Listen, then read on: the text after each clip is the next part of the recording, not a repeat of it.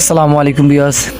আচ্ছা দেখেন, একটা কথা কি জানেন, যে নামাজ করে তারও সময় যায়, যে বসে থাকে তারও সময় যায়, যে কফি হাউসে আড্ডা দিতেছে তারও সময় যাইতেছে, যে ফার্স্ট তলার মধ্যে ঘুমাইতেছে তারও সময় যাইতেছে, যে রাস্তার মধ্যে শুয়ে রয়েছে তারও সময় যাইতেছে।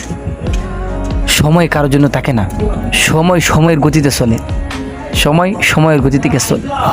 আমার জীবন থেকে একটা সেকেন্ড হারায় যাওয়া মানে অনেক কিছু হারাই গেছে, আমার জীবন থেকে একটা মিনিট হারায় যাওয়া মানে অনেক কিছু হারাই গেছে। হ্যাঁ, এই জন্য সময়কে আমরা কদর করি, সময়কে মূল্য দিতে শিখি। আমরা তো সময়কে মূল্য দিতে জানি না, সময়কে কদর করতে জানি না। কত সময় বেহুদা খাটাই দিছি, কত সময় আজারে আড্ডা মেরে খাটাই দিছি, কত সময় কফি হাউসে খাটাই দিছি। হ্যাঁ, একটু সময় আল্লাহর জন্য মসজিদে খাটাই, একটু সময় আল্লাহর জন্য আল্লাহ দিনের রাস্তা কাটাই, দিন শিখি, এলেম শিখি, ইমান শিখি, যেটা আমার পরকালে নাজাতের কারণ হবে।